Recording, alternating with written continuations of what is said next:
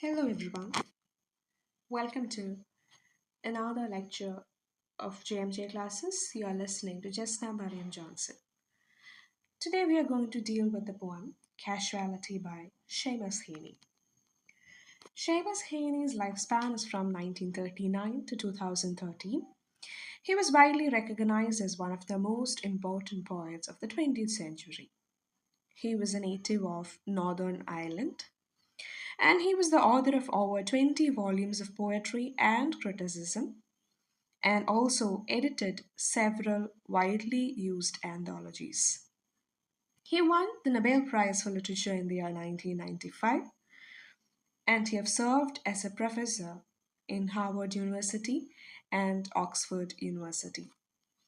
And he died in the year 2013. Here is a list of major works by Seamus Heaney. And as I've already told, he's a poet from Northern Ireland.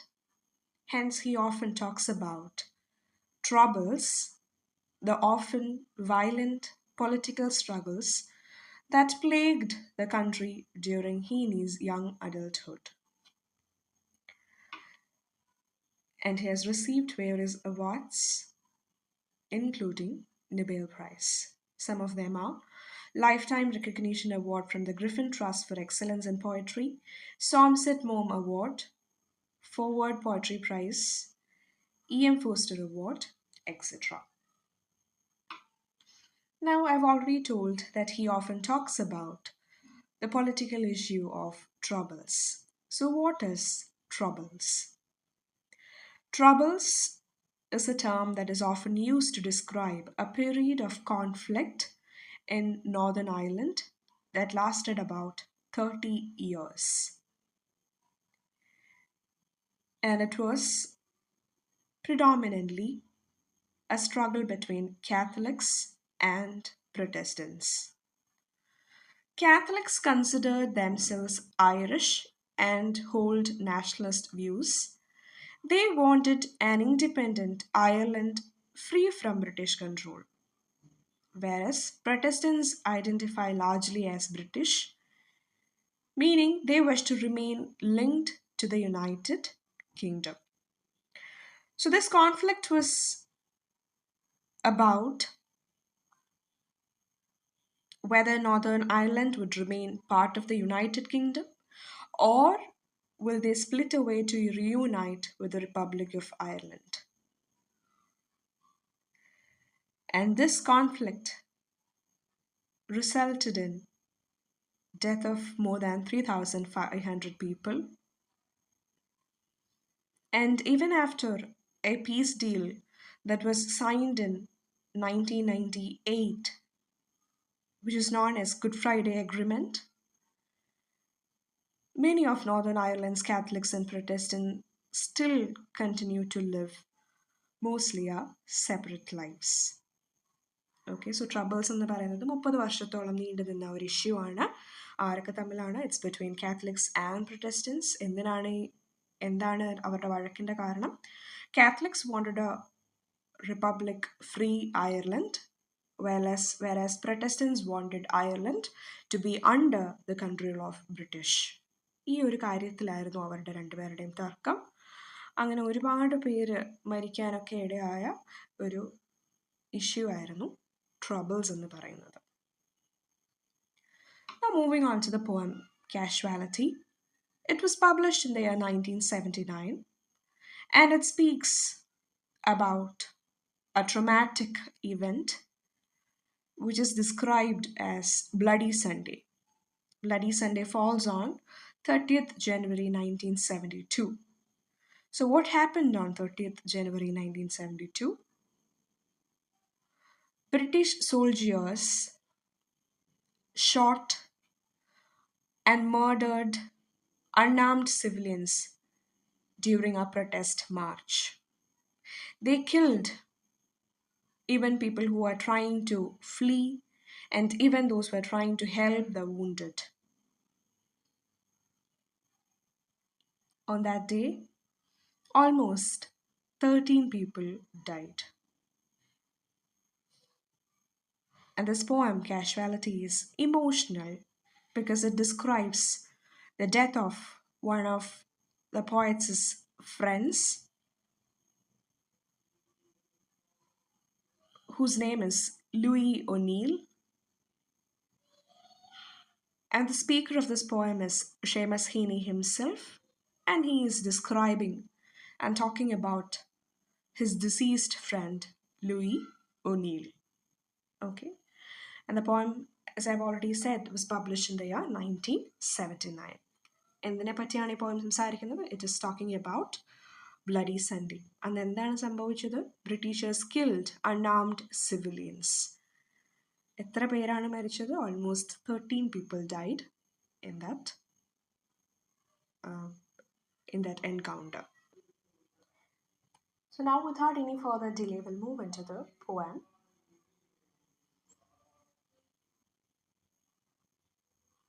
Here, the speaker, who is none another than Seamus Heaney himself, begins by referring to a man, and that man is not named within the poem, but we know that man's name is Louis O'Neill. So Seamus Heaney begins the poem like this: he would drink by himself. So the speaker describes Louis O'Neill through his drinking habits. And how is he drinking? He is drinking by himself. That suggests he is a man who prefers solitude. He enjoys his own company rather than being part of a large social group. And he'll raise a weathered thumb towards the high shelf. So he'll just raise a weathered thumb to order a drink. ഈ ചുക്കി ചുളങ്ങിയുള്ള ഈ കൈയാണ് weathered thumb എന്ന് ഉദ്ദേശിക്കുന്നത്. So it suggests experience and a life lived possibly outdoors. So he just have to show his thumb or gestures or dumb shows to signal for a drink. That shows a familiarity with the pub setting. ഇദ്ദേഹത്തിന് അവിടെ വന്നിരുന്ന് ഇദ്ദേഹത്തിൻ്റെ കൈ ഒന്ന് ഉയർത്തിയാൽ മതി, അല്ലെങ്കിൽ ആ high ഷെൽഫിലോട്ടൊന്ന് കൈ കാണിച്ചാൽ മതി. Bartenders know what exactly he wants. So that shows that he was a habitual visitor of that pub, of that bar.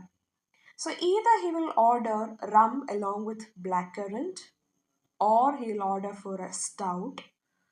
Stout is a beer, and he will show he doesn't want to be loud to be understood or served. Bartenders already know his preferences. He shows very minimal gestures, and his needs are communicated to the bartender. അദ്ദേഹം എന്താ കൈ കൊണ്ട് കാണിക്കത്തേ ഉള്ളൂ, എന്ത്, to pull off the top, ആ ബോട്ടിലിൻ്റെ top തുറക്കണമെന്ന്. He'll just show a dumb show. He'll just show a gesture, and bartenders will know what exactly he wants. At closing, time would go in waders and peaked cap into the showery dark. Okay, so he'll stay there in the pub until the pub closes. And what is he wearing? He's wearing a waders and peaked cap. Waders എന്ന് പറയുന്ന കാണിച്ചിരിക്കുന്ന ഡ്രസ്സാണ്. So that suggests he is a fisherman. And he goes into showery dark. So it is dark, it is raining. That shows the solitude and issues in that situation, in that Northern Ireland. Northern Ireland ആ സോളിറ്റ്യൂഡും ആ പ്രശ്നങ്ങളും ബുദ്ധിമുട്ടുകളും ട്രബിൾസും ഒക്കെ കാണിക്കാനാകാം അവിടെ ഒരു ഷവറി dark എന്ന വാക്ക് ഉദ്ദേശിച്ചിരിക്കുന്നത്. A dull-kept breadwinner, but a natural for work.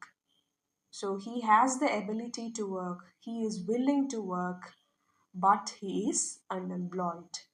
He is a dole-kept breadwinner. Dole എന്ന് വെച്ചാൽ is a benefit that an unemployed person receives from government. So he is receiving a benefit from government since he is unemployed.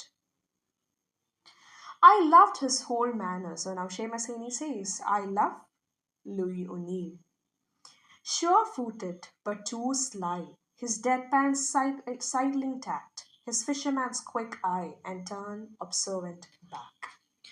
So he is sure footed, which suggests he's a very confident man, but also cunning. And he is a person who doesn't express much. He is a very reserved man who loves to be alone. And as I've already suggested, and I have already told, he is a fisherman. So Seamus Heaney says he has a very quick observation skill which a fisherman demand. And turned observant back suggest though he is drinking, though he is reserved, he's always very keen about things that are happening around. അദ്ദേഹത്തിന് ചുറ്റിനും നടക്കുന്ന കാര്യങ്ങളെക്കുറിച്ചൊക്കെ നല്ല ബോധ്യവുമുണ്ട്. അദ്ദേഹത്തിന് നല്ല പോലുള്ള observation സ്കിൽസും ഉണ്ട്. Okay, അപ്പം ചുറ്റിനും പ്രശ്നങ്ങൾ നടക്കുകയാണ്, ട്രബിൾസ് പോവുകയാണ്, കോൺഫ്ലിക്റ്റ് നടക്കുകയാണ്. So even though he is drinking, even though he is alone, even though he's a loner, even though he's a very reserved man, he has certain qualities. He has that observing skill. He's always observing keenly. Okay. So in this first part, in the first stanza, Seamus Heaney is describing Louis O'Neill. Moving on to the second stanza. Incomprehensible to him my other life. Sometimes on the high stool, too busy with his knife at a tobacco plug and not meeting my eye, in the pose after a slug he mentioned poetry. We would be on our own and always politic and shy of condescension. I would manage by some trick to switch the talk to eels or lore of the hose and cart or the professionals. So now Seamus Heaney is saying about his relationship with, his friendship with Louis O'Neill. Incomprehensible to him my other life. So Seamus Heaney says there are certain things that was incomprehensible to Louis O'Neill. There are certain things in his life, in Seamus Heaney's life, which are incomprehensible to Louis O'Neill. ഷേമസ് ഹീനിയുടെ ജീവിതത്തിൽ ഉള്ള പല കാര്യങ്ങളും Louis ഒനീലിന് അറിയാത്ത പല കാര്യങ്ങളും അദ്ദേഹത്തിൻ്റെ ജീവിതത്തിൽ ഉണ്ടായിരുന്നു.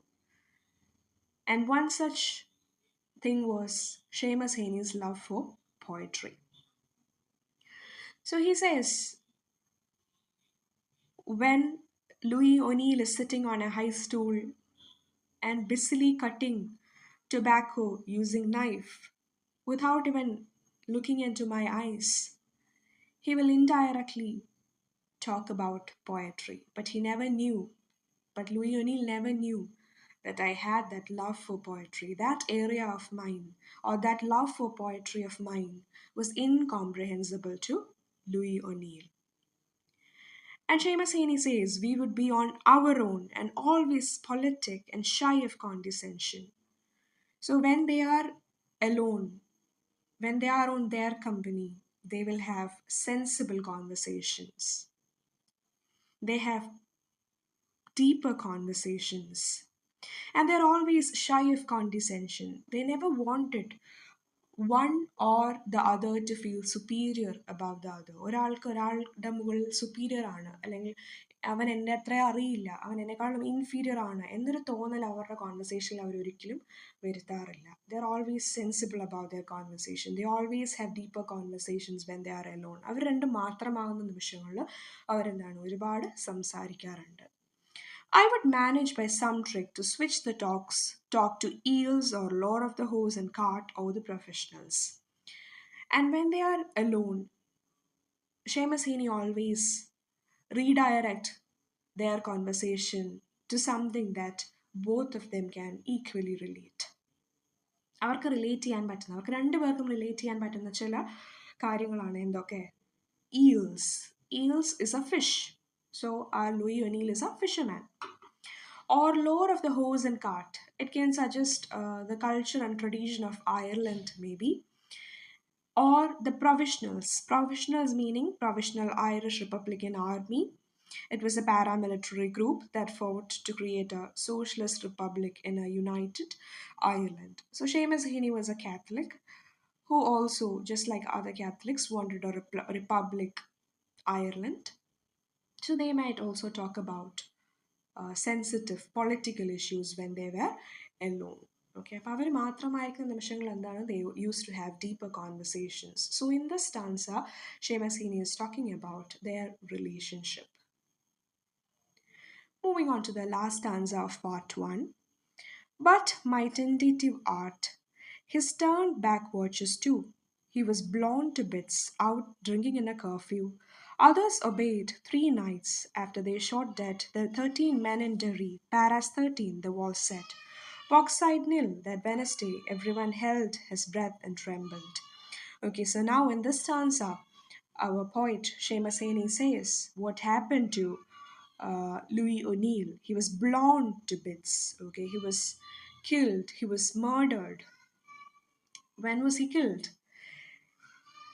He was out for drinking during a 3 night curfew. Okay, so there was troubles going on, there was conflict going on. So there was a curfew for 3 nights. 3 രാത്രികൾ നീളുന്ന ഒരു കോൺഫ്ലിക്റ്റ്, ഒരു കർഫ്യൂ ഉണ്ടായിരുന്നു. അപ്പം എന്താണ്, ഒരു സമയത്തിനുള്ളിൽ നമ്മൾ തിരികെ വീട്ടിലെത്തണം. പക്ഷേ ഇദ്ദേഹം എന്ത് ചെയ്തില്ല? He didn't obey that curfew. He went out for drinking and at that time they were shotted. അവരെ എന്ത് ചെയ്തു? വെടിവെച്ച് കൊന്നു. അവർ എത്ര പേരെയാണ് കൊന്നത്? ഓൾമോസ്റ്റ് 13 men were killed in Derry. Derry എന്നുള്ളത് ആ സ്ഥലത്തിൻ്റെ പേരാണ്. Paras 13, the wall said, Bogside nil. Okay, and on the walls there was graffitis, there were drawings that suggested Bogside, Paras 13 and Bogside nil. Okay, നമ്മൾ football മാച്ചിലൊക്കെ കാണുന്നത് പോലെ എന്താ എഴുതിയിരിക്കുന്നത്? Paras 13 and Bogside nil. Paras suggest parachute regiment, British soldiers ആണത്.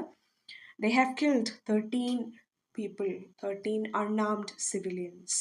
അതാണ് പാരാസ് 13 എന്ന് പറയുന്നത്. ബോക്സൈഡ് നിൽ എന്ന് പറഞ്ഞു കഴിഞ്ഞാൽ people of Bogside, people of Derry couldn't kill any British soldiers. അവർക്ക് തിരിച്ചുള്ള സൈഡിൽ, മറ്റേ സൈഡിൽ നിന്ന് ആരെയും തന്നെ കൊല്ലാനായിട്ട് സാധിച്ചില്ല. That is why it is said Bogside nil.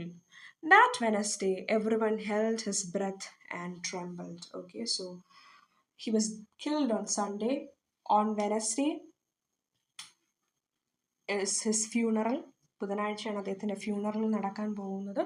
That day, everyone held his breath and trembled. Okay, everyone, as a community, everyone was deeply in pain. They were all shocked. They were all trembled. So there ends part 1. Moving on to part 2. So as I've already told in the part 1,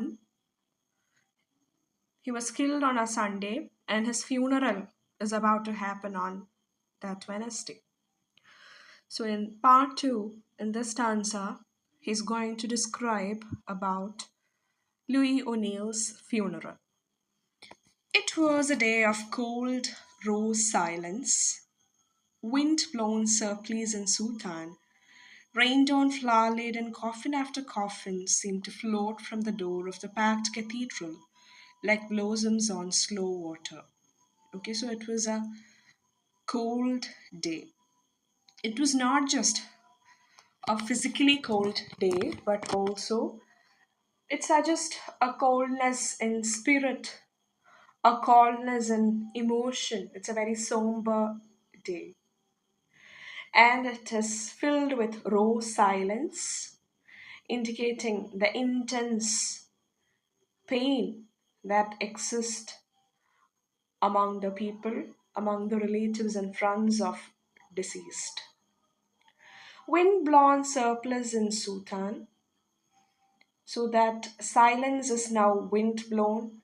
It is pervasive everywhere. And in that wind, you can see surplice in Sutan flying in that place and near and in around the cathedral. Surplice in Sutan indicates the dress of priest. So surplice is the white dress a priest wear, and Sutan is this black cassock that a priest is wearing. Rained on, flower laden, coffin after coffin seemed to float from the door of the packed cathedral. So it is a very raw day. and the weather, there is rain, and you can see flowers laid on the ground, which indicates a traditional funeral setting. And the rain can symbolize sorrow. And what are you witnessing? You are witnessing coffin after coffin floating from the door of the cathedral. So, coffin after coffin suggests the magnitude, the scale of the tragedy, indicating that many have died. As we have already understood, almost 13 people died. So, it is a common funeral. And these coffins seems like floating. Okay coffins carry ചെയ്യുന്നത് ആളുകൾ എടുത്തുകൊണ്ട് പോവുകയാണ്. So അത് ദൂരെ നിന്ന് കാണുമ്പോൾ എങ്ങനെയാണ് തോന്നുന്നത്? It almost looks like coffins are floating from the door of the cathedral, from the door of the church. And those coffins are compared to that of blossoms on slow water. So those coffins looks like those coffins float just like how flowers float on a on water. Okay, നല്ല പുഷ്പങ്ങളൊക്കെ പൂക്കളൊക്കെ വെള്ളത്തിൻ്റെ മുകളിൽ പൊന്തി കിടക്കുന്നത് പോലെ എന്താണ് ഈ ശവപ്പെട്ടികളും പള്ളിയുടെ അവിടെ നിന്ന് ഫ്ലോട്ട് ചെയ്ത് ഒഴുകി പോകുന്നത് പോലെ തോന്നി. The common funeral unrolled its swaddling band, lapping, tightening till we were braced and bound like brothers in a ring. So it was a common funeral. It is a funeral for multiple people, for many people. So that shows the idea of a shared tragedy. And there is a collective experience of this funeral. And all these people, all these mourners, all relatives and friends of these deceased stood together. They were bound like brothers in a ring. Okay, സഹോദരന്മാർ ഒരു ബുദ്ധിമുട്ട് വരുമ്പോൾ എങ്ങനെയാണോ ഒരുമിച്ച് നിൽക്കുക, അതുപോലെ ഞങ്ങൾ എല്ലാവരും എങ്ങനെ നിന്നു? We stood like brothers in a ring. Moving on to the second stanza of part 2. But he would not be held at home by his own crowd. So now again, Seamus Heaney is talking about the nature of Louis O'Neill. So what kind of a person he is? He is a very reserved kind of person who have a strong sense of independence. Nobody could have resisted him or constrained him to that home. Okay, അയാളുടെ വീട്ടിൽ അയാളെ പിടിച്ചു നിർത്താൻ, confirm ചെയ്ത് നിർത്താൻ ആരെക്കൊണ്ടും, അയാളുടെ വീട്ടുകാരെ കൊണ്ട് പോലും സാധിക്കത്തില്ലായിരുന്നു. Whatever threats were found, whatever black flags waved, okay, so whatever issues comes, what kind of protest comes, or whatever kind of threatening or opposition force comes in, he cannot be confirmed to the home. എന്തൊക്കെ പ്രശ്നങ്ങൾ വന്നാലും അയാളെ അയാളുടെ വീട്ടിൽ അടച്ചിടാനോ അല്ലെങ്കിൽ പൂട്ടിയിടാനോ ഒന്നും പറ്റുന്ന പോലെയുള്ള ഒരു മനുഷ്യനല്ല അദ്ദേഹം. I see him as he turned. In that bomb-defending place, remorse fused with terror in his still knowable face. His cornered outface stared, blinding in the flash. So now he is imagining, Seamus Heaney is imagining the face of Louis O'Neill in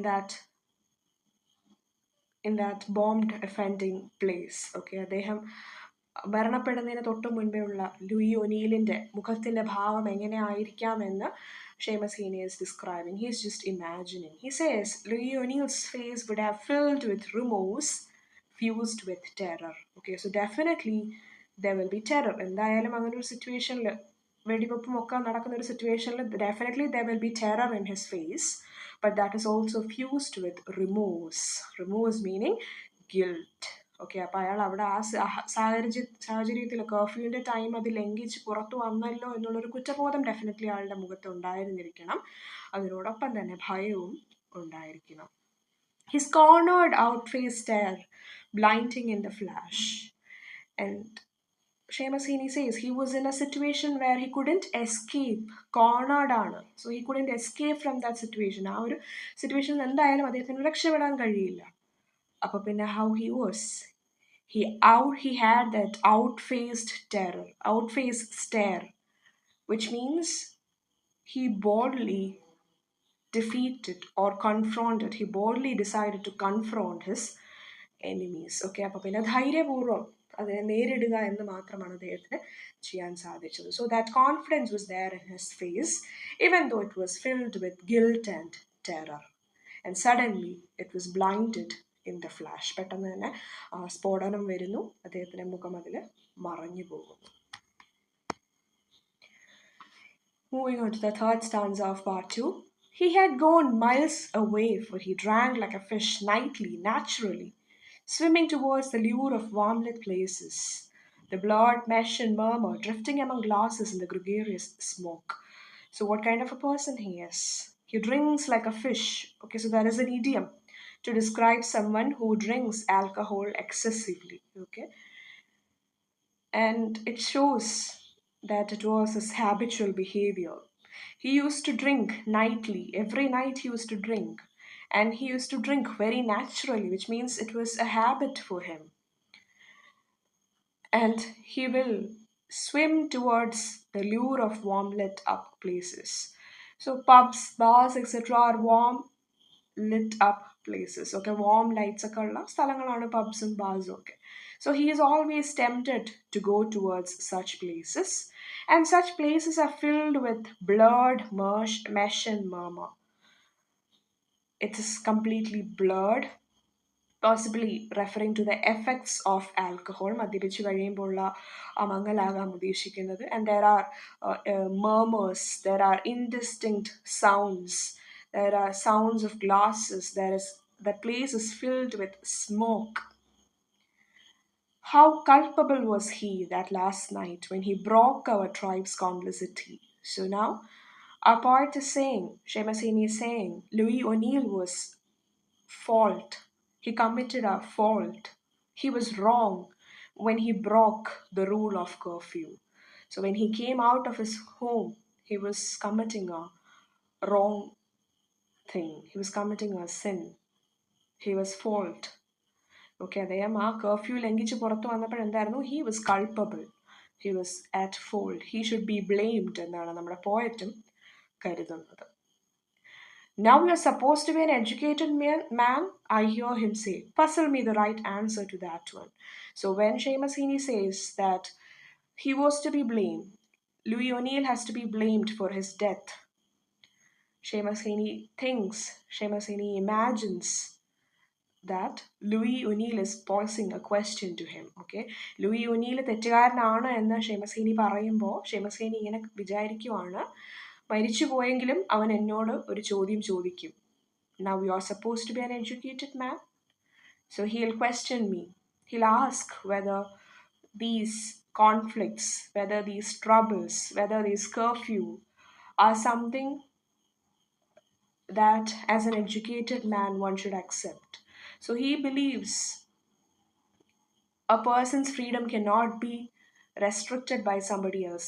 ഞാൻ already പറഞ്ഞു, നമ്മൾ നേരത്തെ പറഞ്ഞു, he cannot be conformed to his own home എന്ന്. So he is a person who have that strong sense of independence.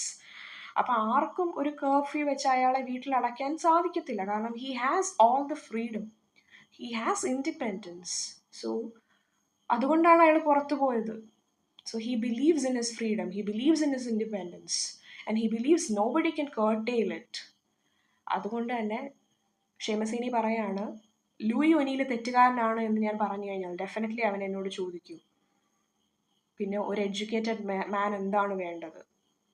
Should I support this conflict? Should I support this troubles? Should I support this curtailing of freedom? എന്നൊരു ചോദ്യം എൻ്റെ അടുത്ത് വരും. And he will ask me to tell a proper answer for that also.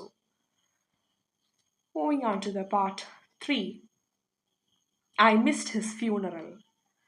Those quiet walkers and sideway talkers shawling out of his lane to the respectable purring of the hearse. So now he is disclosing a thing, he's revealing a thing, that he have missed Louis O'Neill's funeral. അദ്ദേഹത്തിന് Louis ഒനീലിൻ്റെ ഫ്യൂണറലിൻ്റെ ഭാഗമാവാൻ സാധിച്ചില്ല. He have missed those quiet walkers and sideway talkers shawling out of his lane. So he have missed those people, those mourners who have come to Louis O'Neill's house. ഒന്നും മിണ്ടാതെ സൈഡിൽ കൂടെ നടന്നു പോയ അദ്ദേഹത്തിനെ കാണാൻ പോയ ആളുകളെയോ അല്ലെങ്കിൽ അവിടെ കൂടെ സൈഡിൽ നിന്ന് സംസാരിച്ചിട്ട് പിരിഞ്ഞു പോയ ആളുകളെയോ ഒന്നും കാണാൻ ആർക്ക് സാധിച്ചില്ല? ഷേമസ് ഹീനിക്ക് സാധിച്ചില്ല. സോ ഷോളിംഗ് ഔട്ട് എന്നൊരു വാക്ക് കൊടുത്തിട്ടുണ്ട്. ഷോളിംഗ് എന്ന് പറഞ്ഞു കഴിഞ്ഞാൽ fish that socialize or hang out in loose groups in the same place are said to be shoaling. ഒരുപാട് മത്സ്യങ്ങൾ ഒരുമിച്ച് സ്വിം ചെയ്യുന്നതിനെയാണ് ഷോളിംഗ് എന്ന് പറയുന്നത്. അപ്പോൾ നമ്മളൊരു മരണ വീട്ടിലാണെങ്കിൽ എങ്ങനെയാണ്, people together will go and come out of funeral home. Okay, ഒരു ഡിസീസ്ഡിൻ്റെ വീട്ടിൽ നിന്ന് മരിച്ച അല്ലെങ്കിൽ മരിച്ച ആളുടെ ബോഡി കണ്ടതിന് ശേഷം ആളുകൾ ഒരുമിച്ചായിരിക്കും പുറത്തേക്ക് വരുന്നത്, അല്ലെങ്കിൽ കുറേ പേര് ചേർന്നായിരിക്കും അകത്തേക്ക് കയറുന്നത്. സോ ആ ഒരു കാര്യത്തിനെയാണ് ഇവിടെ ഷോളിംഗ് കൊണ്ട് കമ്പയർ ചെയ്തിരിക്കുന്നത്. ഇവിടെ മാത്രമല്ല, കഴിഞ്ഞ സ്റ്റാൻസയിലൊക്കെയും നമുക്ക് കാണാം, there is a lot of aquatic imageries, there is lot of fisherman references, water references, fishes references to fish and so on.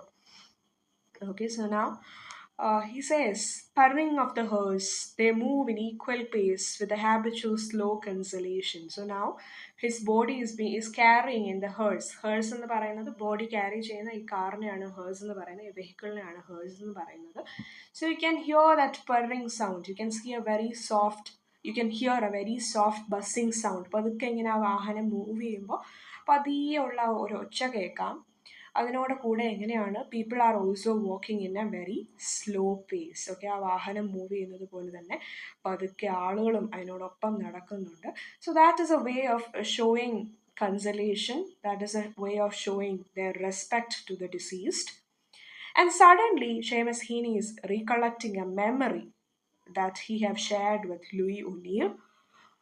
Earlier one day, Louis O'Neill and Seamus Heaney together went for fishing in Louis O'Neill's boat. Okay, Louis O'Neill's ബോട്ടിൽ ഒരുമിച്ച് ഇവർ ഫിഷിങ്ങിന് പോയ ഒരു കാര്യം, ഒരു memory പെട്ടെന്ന് തന്നെ അദ്ദേഹം ഈ വാഹനത്തിൻ്റെ സൗണ്ട് കേട്ടപ്പോൾ ഓർത്തെടുക്കുകയാണ്. So he says of a dawdling engine. Okay, so that was also a dawdling engine. That boat was also a dawdling engine. It started slowly. പതുക്കെ ആ ബോട്ട് സ്റ്റാർട്ട് ചെയ്തു. The line lifted, hand over fist, cold sunshine on the water. The land banged under fog. That morning I was taken in his boat. Okay, so we took the line to catch fishes. ഫിഷിനെ പിടിക്കാനുള്ള ലൈനൊക്കെ നമ്മൾ എടുത്തു. അങ്ങനത്തെ ദിവസമായിരുന്നു. It was A very called day. There was fog everywhere. എല്ലായിടവും മഞ്ഞും മൂടൽമഞ്ഞായിരുന്നു. It was a morning. It was a very cold day. And we went in his boat. ഞങ്ങൾ എങ്ങനെയാണ് പോയത്? ഞങ്ങൾ അദ്ദേഹത്തിൻ്റെ ബോട്ടിലാണ്, ലൂയി ഒനീലിൻ്റെ ബോട്ടിലാണ് യാത്ര ചെയ്തത്. The screw purling, turning intel and fathoms wide, I tasted freedom with him. To get out early, hold steadily off the bottom, dispraise the catch, and smile as you find a rhythm, walking you slow mile by mile into your proper home somewhere well out beyond. Okay, so in that boat, Louis O'Neill and Seamus Heaney went together, and Seamus Heaney says that he tasted freedom with him. Okay, so it again shows Louis O'Neill's love for freedom. He was a very independent human being. So with him, with such a person, with Louis O'Neill, even Seamus Heaney could taste freedom. And he says there was a rhythm in the way he works. Okay, ആ മത്സ്യത്തിന് മീനിനെ പിടിക്കാൻ പോകുന്നതിന് എന്താണ്, everywhere he could find A rhythm. Okay, അയാൾ പോകുന്നു കടലിലേക്ക്, മീനിനെ പിടിക്കാനുള്ള ചൂണ്ടയിടുന്നതും തിരിച്ച് ആ മീനിനെ ബോട്ടിലേക്ക് ഇടുന്നതും. So he says and a smile on his face, everything. He was working slow mile by mile and it has a rhythm in it. Okay, so that rhythm still haunts him. ഇപ്പോഴും ആ ഒരു freedom, അയാളുടെ presence ഒക്കെ ആരെ haunt ചെയ്യുന്നുണ്ട്? നമ്മുടെ ഷേമസ് ഹീനിയെ haunt ചെയ്യുന്നുണ്ട്. Okay, coming into the last lines. Don't sniffing revenant, plodder through midnight rain, question me again. So now he is described as a revenant. Revenant meaning a person who has returned from death. Okay, മരണത്തിൽ നിന്ന് തിരിച്ചു വന്ന ഒരാളാണ് revenant എന്ന് പറയുന്നത്. So what is he doing? He is plodding through midnight rain. Okay, രാത്രിയിലെ മഴയിലും അതുപോലെ ഡോൺ പ്രഭാതത്തിലും ഒക്കെ എന്താണ്, he's plodding and he's questioning me. Plodding എന്ന് പറഞ്ഞാൽ walk slowly with heavy steps. ഭയങ്കര ഹെവി സ്റ്റെപ്സിൽ ഒരു പ്രേതമൊക്കെ നടക്കുന്ന പോലെ ഇമാജിൻ ചെയ്താൽ മതി. എന്താണ്, with heavy steps he is plodding around me even if it is dawn or dusk, even if it is summer or midnight rain, he is still with me. His presence is still with me. And what is he doing? He's still questioning me. Okay, so we can understand that Louis O'Neill was a great influence in the life of Seamus Heaney. What Louis O'Neill is doing, he is a fisherman. He is fishing.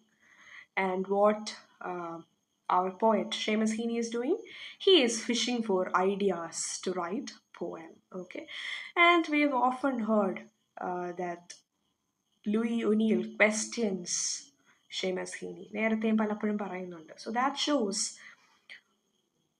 Louis O'Neill has always questioned him to be a better person, to be a better poet.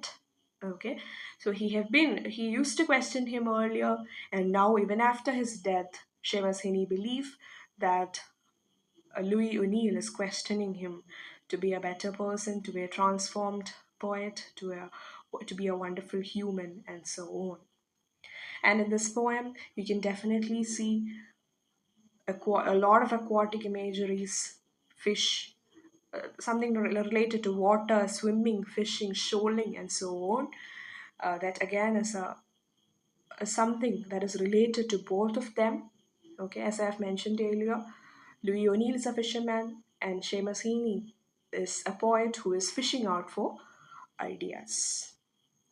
I hope you understood the poem. Thank you so much for listening. Have a nice day.